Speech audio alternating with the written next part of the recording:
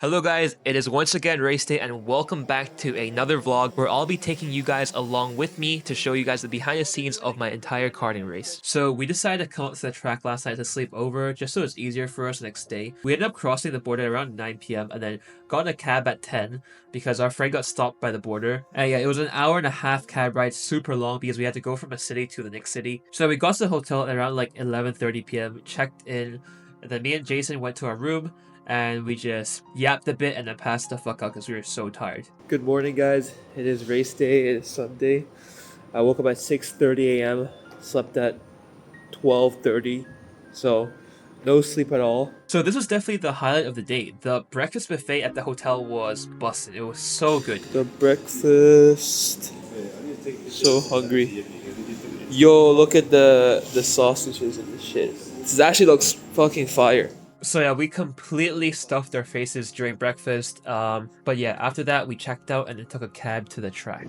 Yo! No, because it's a drift track. There's so many drift cars, holy shit. So first impressions when I came to the track, this track was amazing because I've never seen a track this big and there were drift cars everywhere. Like all the JDMs you can imagine, you could find there. It was just insane. And another highlight of this track was the cafe. Their cafe was so sick. Like it had like these old school game machines. It had like car posters everywhere, car themed skateboards. Even had a Mazda RX-7 wheel side, the one you see in Fast and Furious. So completely blew me away how fancy this place was. I guess compared to all the tracks I've been to in the past, this was one of the better ones. And I think the cafe was just completely out of place. It just didn't deserve to be at like the track because it looked so nice. And yeah, here's a quick look at the carts that they were preparing for the day. So these are the Rotax carts, Rotax rental carts that will be raced today. And yeah, now time to wait for the race to begin. This is my cart for today, boys. 319.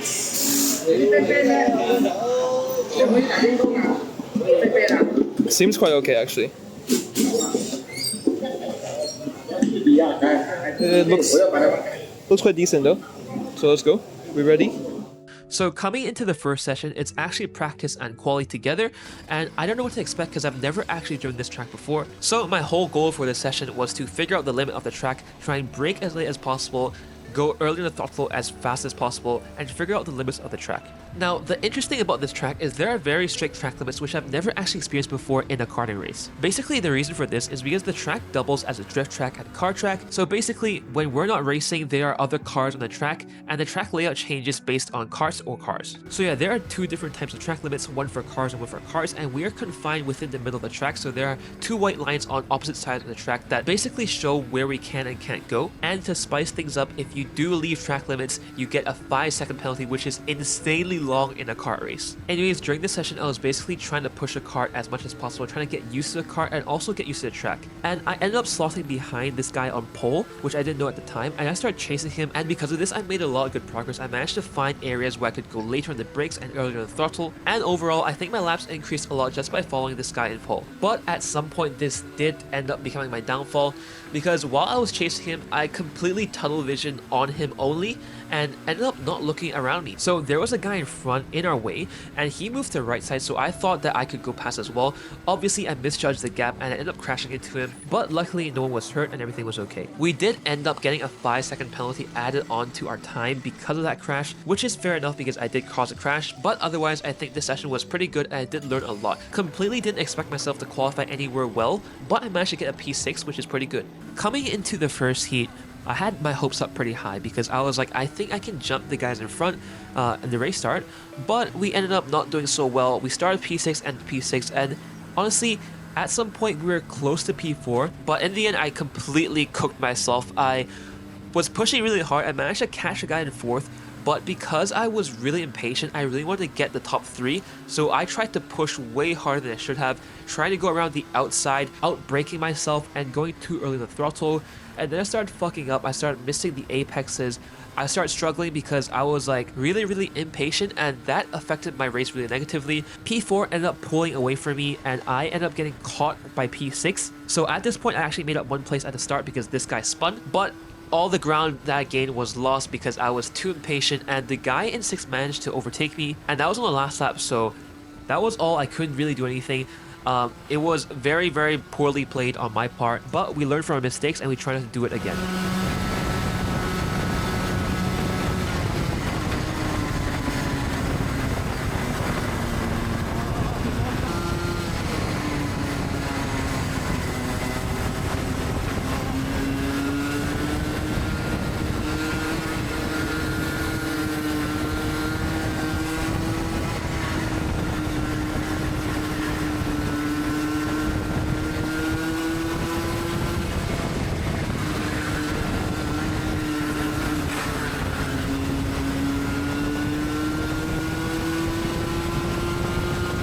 So heat 1 we started P6 and ended up P6. And now in between heats 1 and heats 2 there was a huge break, so around 2 hours break. So we had lunch and we were watching some of the other races going on, and here's some of the things that happened.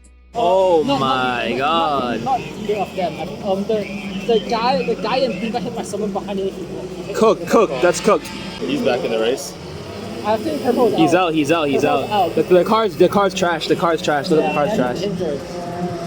Ouch. Unlucky. Now coming into heat 2, I was determined because I learned from my mistakes. I knew where I could and couldn't push. I think I had the hairpin figured out as well, because that was my biggest struggle during the entire race, was not being able to hit the hairpin. So on the rolling start, I pulled away quite decently compared to my first heat, but once again I got too greedy. There was no space in the inside line, so I tried to go around the outside, which technically might have worked, but the guy in second place braked hard, causing a chain reaction, and the guy in front of me swerved to avoid it, and by swerving he hit me and I lost control of the cars.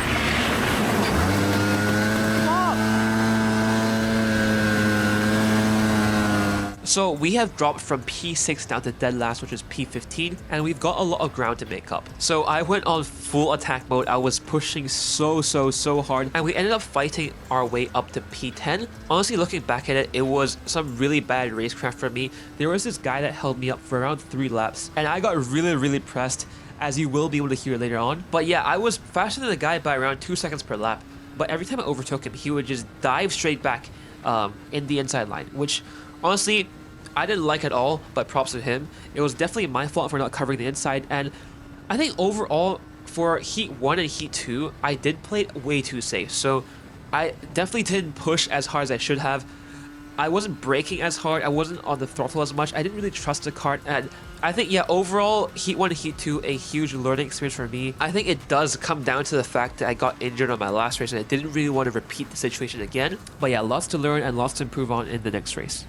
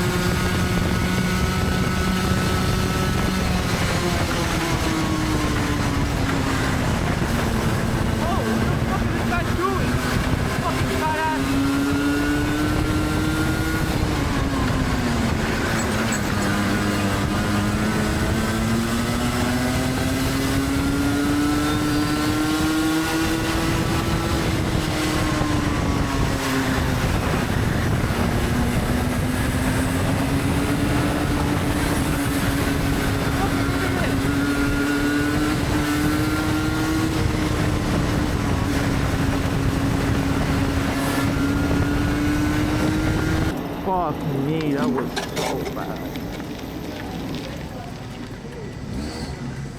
And yeah, that is heat 2 done. We finished P10, and that gives us a P8 start in the final heats. And now we're waiting for the final heat, which takes super long.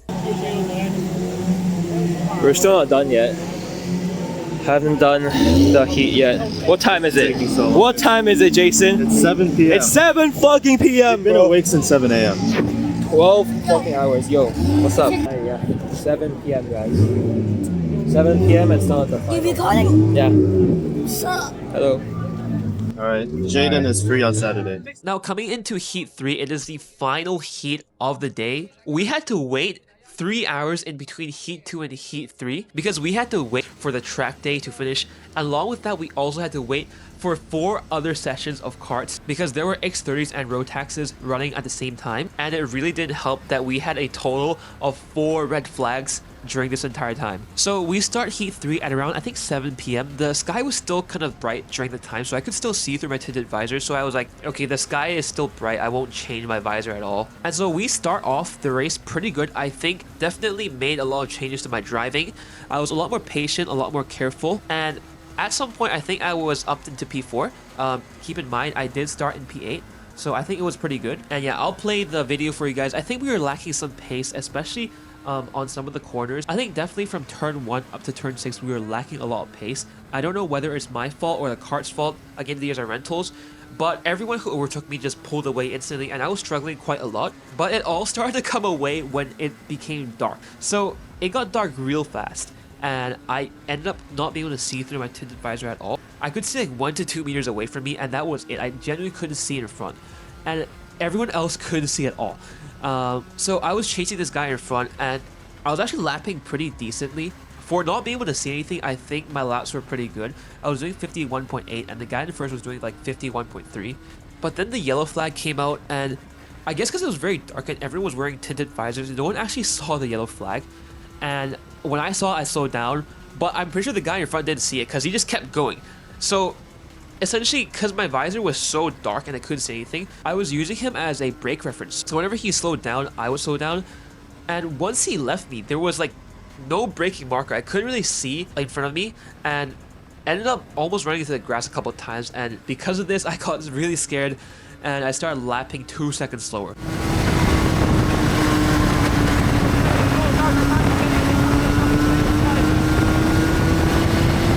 And yeah, honestly, not my best moment. Jason ended up catching me, and I ended up finishing P7. I started P8, finished P7. So honestly, not great, but we learned, and a lot of takeaways for the next race. And let's cut back to my post-race reflection. Alright guys, so we just finished the final. So yeah, recap overall. Day was pretty tragic. So we started at P6, qualified pretty well, and then lacked quite a lot of pace. He won, so overtook one guy, got overtaken again, so remained P6. Then for the final, well not the final, the heat 2, got spun on the first lap, made a good recovery to P10, and then we started the final race in P8. And yeah, the race was a complete shit show because basically the race overran by like 4 hours. So it got dark very fast, and I had a tinted visor, couldn't see shit. I could see like 2 meters in front of me, and yeah, no, there were yellow flags the guy in front didn't see, so I was using the guy in front as a braking marker to know when to brake. But yeah, he jumped the yellow flags, and yeah, and then I couldn't see anything. I could see like 2 meters in front of me. Visor was all fogged up, and it was dark, and I couldn't see anything. So overall, quite an unfortunate race, I think. We definitely could have done better with more practice. I am lacking a lot of pace, and yeah, just in the end, I think it was quite unfortunate. But yeah, we know what to improve on. Gonna start the next 2 months or next 1 month. We're just gonna do practice, no more racing, no more races, but full practice. Time to push, time to get better. So yeah, see ya.